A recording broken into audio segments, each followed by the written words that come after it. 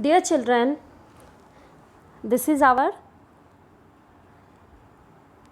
second lesson of Ivan's story. In the previous video, we have known that Ivan is a gorilla who lives in a cage at a mall.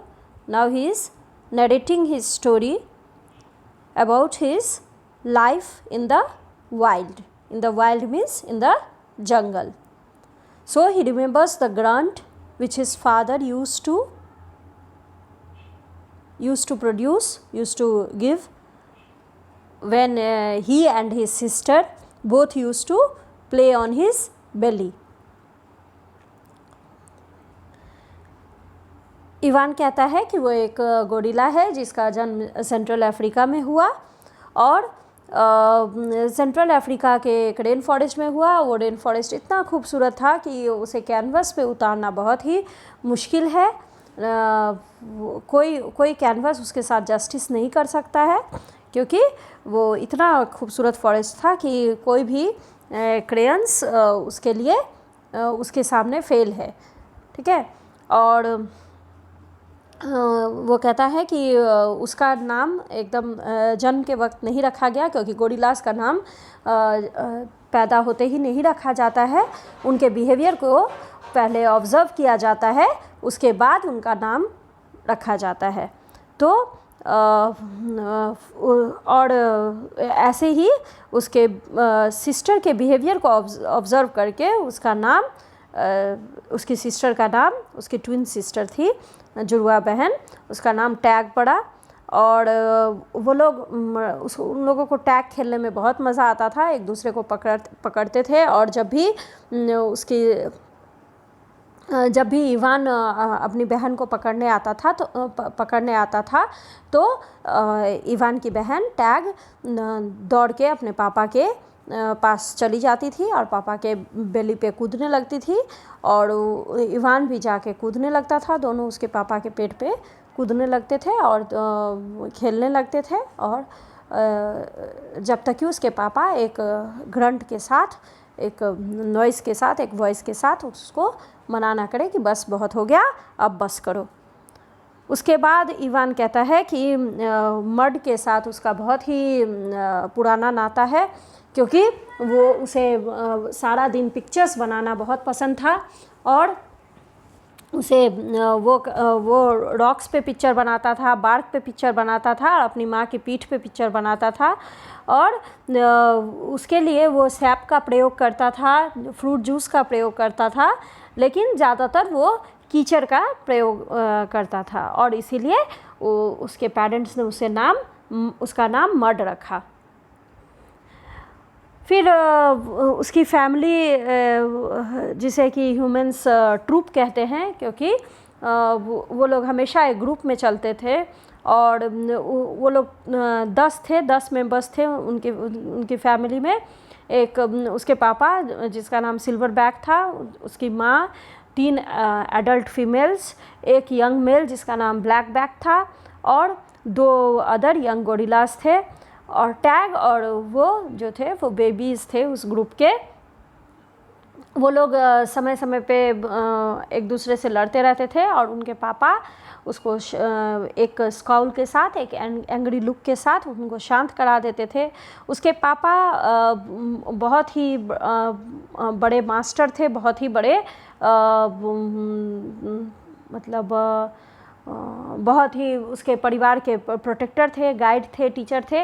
उनको सुबह के नाश्ते के लिए सबसे ripest fruit के पास ले जाते थे, सबसे जो ज़्यादा पका हुआ फल उनको खिलाते थे और रात में वृक्ष की जो सबसे मजबूत टहनी थी उनको सोने के लिए प्रोवाइड करते थे। अब आगे, okay, now we will read और now we will resume our lesson. The perfect life. Gorilla babies, elephant babies and human babies are not so different except that a gorilla gets to spend the day riding on his mother's back. Slowly, carefully, a young gorilla begins to go further and further away from the safety of his mother's arms. He learns the skills he will need as an adult, how to make a nest of branches, weave them tightly or they will fall apart in the middle of the night. How to beat your chest cup your arms to amplify the sound, how to move from tree to tree, don't let go, how to be kind, strong and loyal. As a young gorilla you make mistakes, you play, you learn, you do it all over again. It was for a while a perfect life. अब gorilla अपने perfect life को याद करता है जो कि उसने जंगल में बिताया था। वो कहता है कि गोरिल्ला बेबीज़, एलिफेंट बेबीज़ और ह्यूमन बेबीज़ बहुत ज़्यादा डिफरेंट नहीं होते हैं। खाली डिफरेंस ये होता है, सिर्फ ये डिफरेंस होता है कि एक गोरिल्ला अपने माँ की बैक पे, माँ की पीठ पे सारा दिन राइड करता है और बहुत ही मज़े के साथ राइड करता है। और धीरे धीरे जैसे ही वो बड़ा होता है तो अपनी माँ के बाहों से निकलकर वो इंडिपेंडेंट होता है, चलना सीखता है और कैसे वो सारे जो गुण एक यंग गोरिल्ला में होने चाहिए वो सब सीखता है। कैसे वो ब्रांचेस पर, वृक्ष की टहनियों पर अपना घोंसला बनाना सीखता है, अपना नेस्ट बनाना सीखता है। कैसे वो उन ब्रांचेस को, उन टहनियों को बांधता है ताकि रात को सोते वक्त वो टहनी टूट ना जाए। और वो अपनी छाती पीटना सीखता है, अपने पाम्स को, अपने हथेली की मुट्ठी बनाकर छाती पर पीटता है ताकि लाउड नॉइज़ प्रोड्यूस हो। और वो कैसे एक ट्री से दूसरे ट्री पर कूदना, उछलना सीखता है, अपने आप को बैलेंस करना सीखता है। वो सीखता है कि कैसे अच्छा बना जा सकता है, कैसे एक अच्छा गोरिल्ला बना जा सकता है, कैसे एक अच्छा कैसे स्ट्रॉन्ग बना जा सकता है, कैसे लॉयल बना जा सकता है, कैसे ट्रस्टवर्दी बना जा सकता है, कैसे विश्वास पात्र बना जा सकता है किसी का। ठीक है। और यंग गोरिल्ला, जैसे कि इंसान मिस्टेक्स करते हैं, इंसान गलती करते हैं, वैसे ही कि यंग गोरिल्ला से भी गलती होती है, मिस्टेक्स करते हैं। वो खेलते हैं, वो सीखते हैं, वो गलतियां करते हैं, मिस्टेक्स करते हैं और फिर से जिस काम में गलती हो गई है उस काम को फिर से दोबारा करना सीखते हैं। और ये जो इवान उस लाइफ को याद करते हुए कहता है कि एज अ यंग गोरिल्ला उसका जो लाइफ था वो एक परफेक्ट लाइफ था। The end. One day, a still day with the hot air hummed, the humans came. और कैसे उसका लाइफ एंड हुआ वाइल्ड में, फॉरेस्ट में, उसका लाइफ का एंड कैसे हुआ। एक दिन जब बहुत ही स्थिर वातावरण था, जबकि गर्म हवा चल रही थी और उस गर्म हवा की जो आवाज़ थी, जो शोर था, उस गर्म हवा का नॉइज़ वो भी सुनाई दे रहा था क्योंकि इतना स्थिर दिन था। उसी दिन ह्यूमन बींग्स आए और उसे और उसकी बहन को उठाकर ले गए। Wine. After they captured my sister and me, they put us in a cramped dark crate. Somehow I knew that in order to live, I had to let my old life die, but my sister could not let go of it. She kept thinking about our home all the time till she fell very sick. अब उन लोगों ने क्या किया, उसके बहन और उसको पकड़ लिया, कैप्चर कर लिया और उनको एक डार्क क्रेट में, एक वुडन बॉक्स में रखा, वुडन कंटेनर में रखा, जहाँ की बहुत ही कम जगह थी, जहाँ की मूवमेंट नहीं किया जा सकता है। और उसी वक्त इवान को ये अंदाज़ा हो गया था कि अगर मुझे जीना है तो मुझे अपनी पुरानी लाइफ को भूलना पड़ेगा और इस नई लाइफ में अपने आप को एडजस्ट करना पड़ेगा, वरना मैं मर जाऊंगा। और लेकिन उसकी बहन अपने ओल्ड लाइफ को, अपने अतीत को नहीं भूल पाई। वो अपने घर को याद करती रहती थी, मिस करती रहती थी सबको, और वो बहुत ही बीमार पड़ गई। The temporary human. It was Mac who open that crate, Mac who took me, and Mac who raised me like a human baby. I drank from a bottle, I slept in human beds, sat in human chairs, listened while human words swarmed around me like angry bees. Mac's wife Helen was quick to laugh but quick to anger too. especially when I broke something which was often. I broke the blender when I squeezed 3 tubes of toothpaste and a bottle of glue into it. I broke my toes attempting to swing from a lamp fixture on the ceiling. I broke 46 glasses. Well, it turns out there are many ways to break a glass. Every weekend, Mac and Helen drove me to a restaurant where they ordered something for me. I went to baseball games, to the grocery store, to a movie theater, even to the circus. They did not have a gorilla. I rode a little motorbike and blew out candles on a birthday cake. My life as a human was an exciting one, although my parents would not have approved.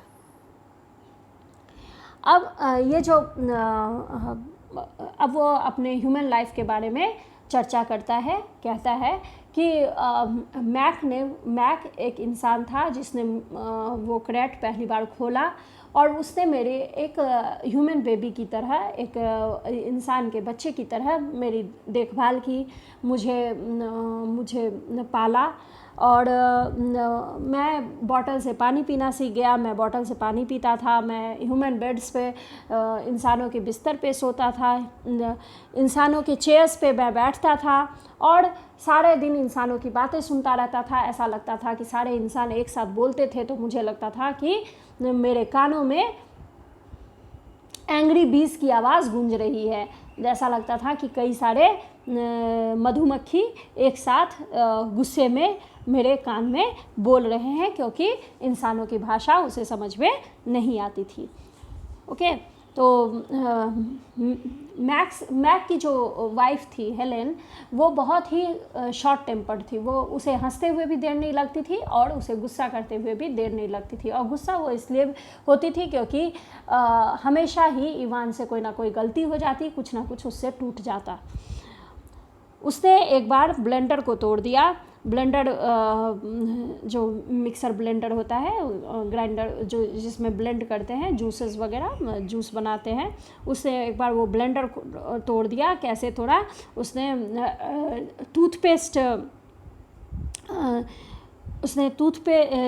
तीन tube toothpaste का उसको squeeze कर दिया, उसको निकाल दिया और उस ब्लेंडर में डाल दिया और उसमें एक बॉटल ग्लू का डाल दिया, एक बॉटल गम डाल दिया और वो ब्लेंडर चला दिया तो उसका जो ब्लेंडर था वो टूट गया। और उसने अपने टोज़ भी तोड़ लिए, अपने पैरों के अंगूठे तोड़ लिए।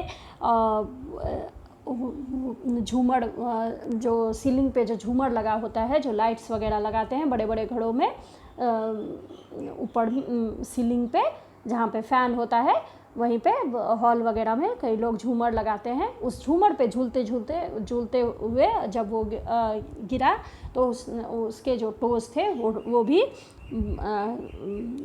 भी घायल हो गए। और उसने 46 ग्लासेस, अप्रॉक्स 46 ग्लासेस तोड़े और तब उसे पता चला कि ग्लासेस तोड़ने के भी कई सारे तरीके होते हैं। तो ऐसी शरारतें वो करता रहता था। हर वीकेंड मैक और हेलेन उसे रेस्टोरेंट ले जाते थे, वहाँ कुछ ना कुछ ऑर्डर करके उसे अच्छा सा खिलाते।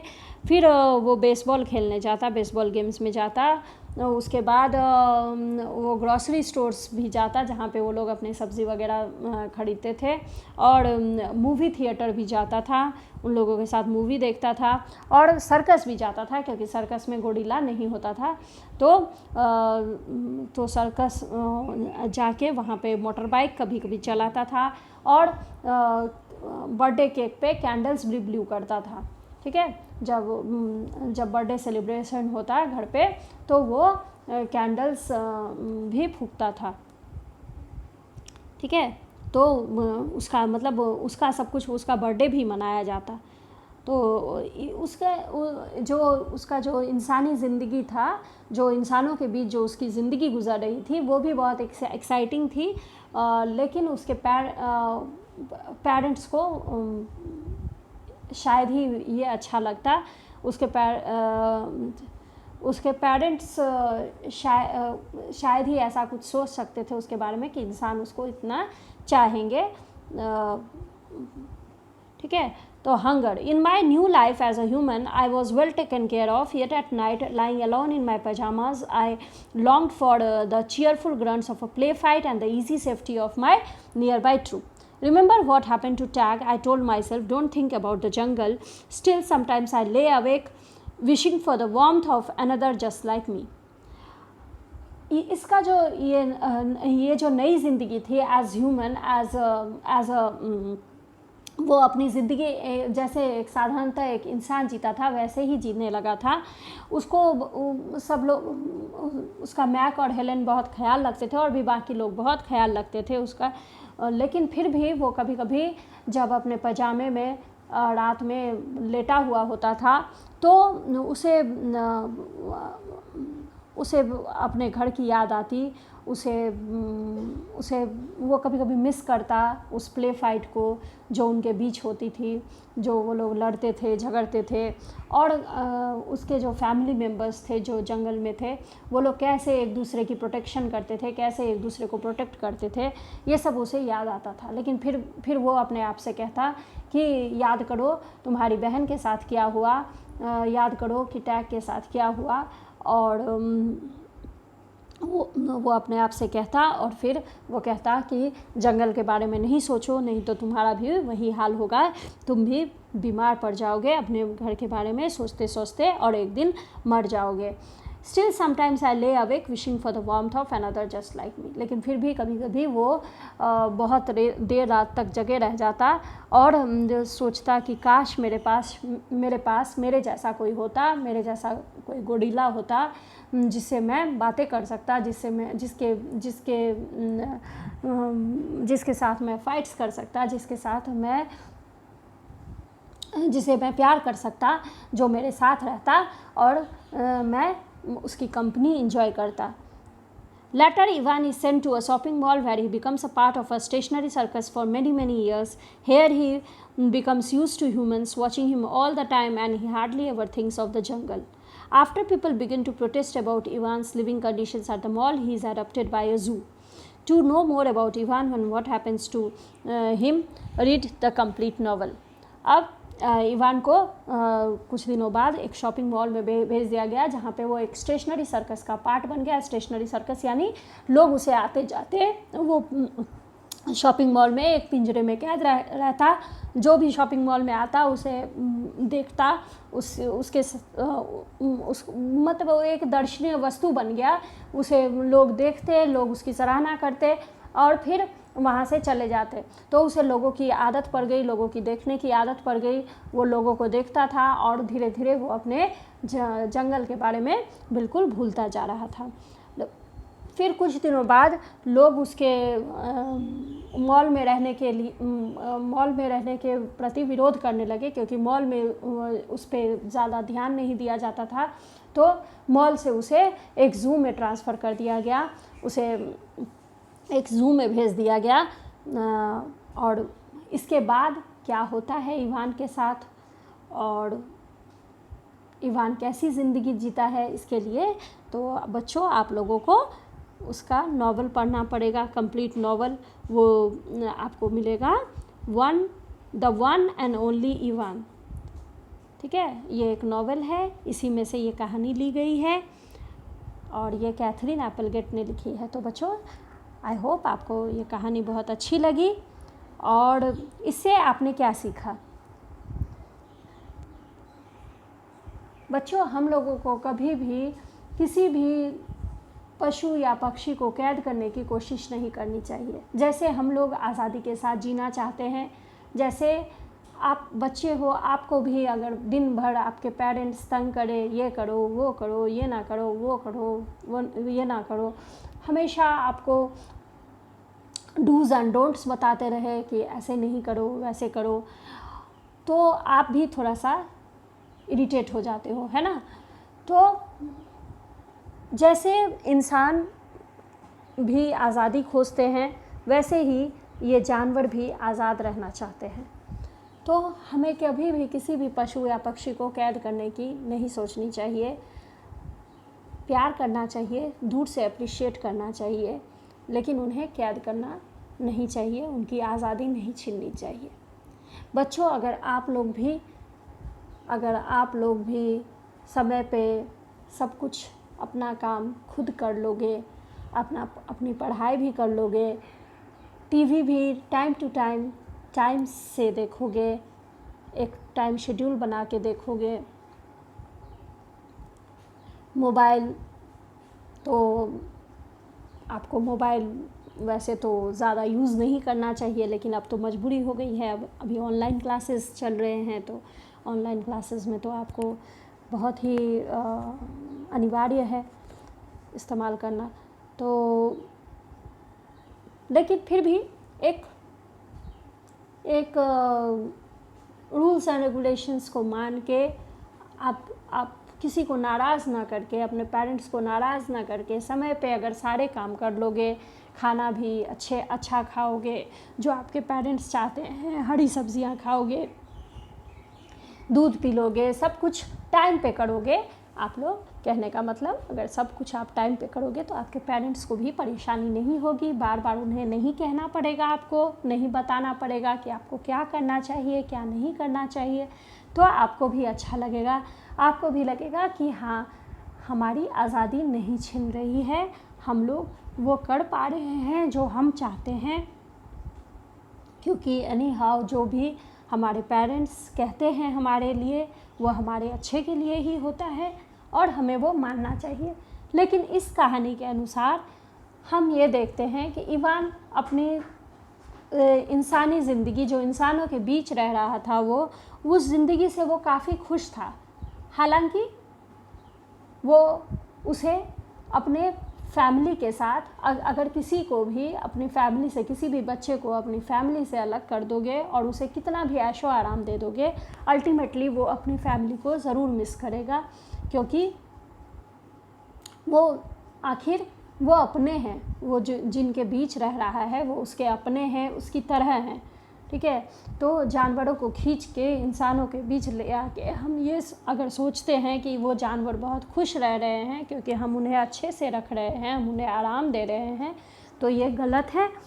हमें उनको उनकी खुशी को समझना चाहिए, उनके आराम के विषय में सोचना चाहिए। Okay, so in my next video we will do the question answers, we will do the objectives also. This objectives, understanding the text, you have to write in the copy also, and so I will give you the answers of this. I will write the questions as well and the answers, and as it is you will note down in your fair copy. Okay, so bye till then. Bye till our next video, and wait for, I think you have to wait for 2 more days for the next video. Okay, so bye till then. Your homework is to learn the word meanings and to revise the chapter, means you will read the chapter, and if you have any doubts or queries, do not forget to write in the comment box. I shall try to solve your problems, solve your doubts. Bye. Keep safe and listen to your parents. Don't be naughty and concentrate on your studies. Thank you.